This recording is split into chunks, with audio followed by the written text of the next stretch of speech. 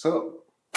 It's Evan Anthony. Welcome to Sainte Studios. This is my studio tour. Come on.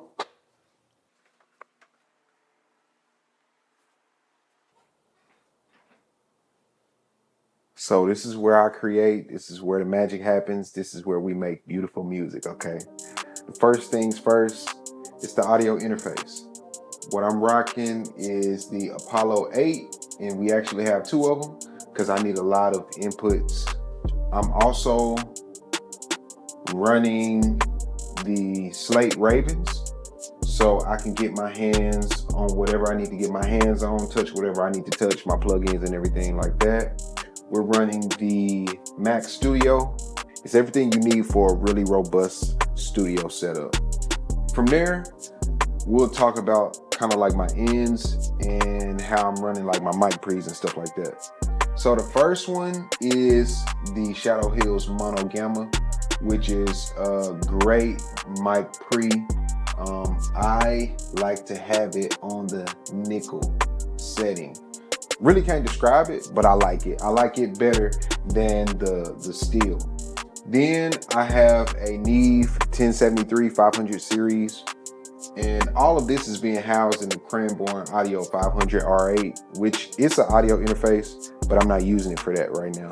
The next pre I have is the Camden 500 series pre, which I'm actually using this on my talkback mic. And then the final thing I have in this chassis is the SSL EQ. All my mics are actually running through this into my compressor that I'm using for vocals. My mics run to this device, the Radial Gold Digger.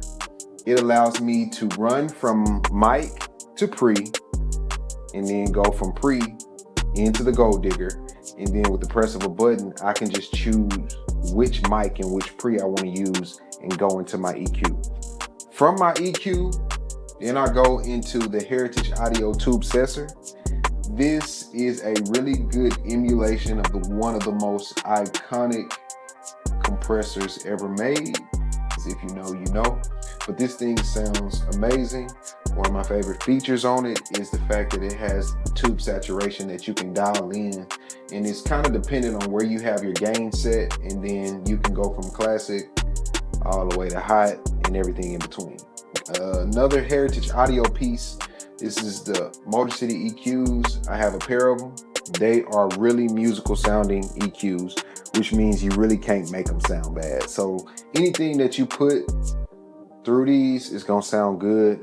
Now, one of my favorite parts of the studio is the instruments.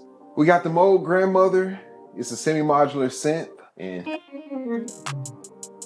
it's ready to go. The way I have everything in this studio is that when I come in, I hit my power conditioners, I'm ready to go. I don't have to set anything up. Next, we got one of my favorite pieces, the Roland Jupiter X. It's beautiful, look at it. And then now listen to it. It's like a sonic oasis. Like, you can get lost in this thing because it has so many sounds. If you were to run out of finding sounds in it, you can make your own sounds. So this is a really great piece. And then my Studio Logic SL88, it doesn't have any internal sounds, but it is a great MIDI controller, or MIDI board, I should say, especially for people who like play keys a lot, play the piano a lot, which I do. You're gonna want that weighted feel. Another one of my favorite pieces, as far as instruments go, is the MPC-X. I'm just messing around. One of my favorite pieces, like I put all my drums on it, and I got the SSL preamp on it. Sounds amazing. As far as speakers go, we got the KRK Rockets, which is really just for a vibe. And then we got the Yamaha HS8s and the sub that goes with it for the monitor controller. We got the Audient Nero. It has a sub out, multiple speaker outs, and then it has multiple inputs that I can use. So I use source 1 as the main out of the audio interface, and then source 2, I use that for the aux cable. Team Ableton all the way. For our acoustic treatment, we went with Prime Acoustic.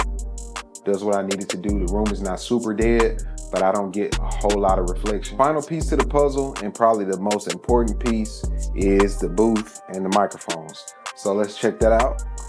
Down here we got the UAD Sphere L22. It's a mic modeling system that allows you to blend two of a plethora of microphones that are like the most iconic microphones together.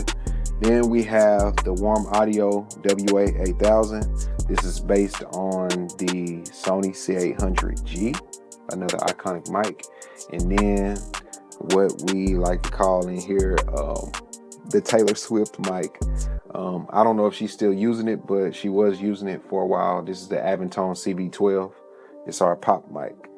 If you know any artist or anybody who wants to be an artist, anybody who think they got it, tag them.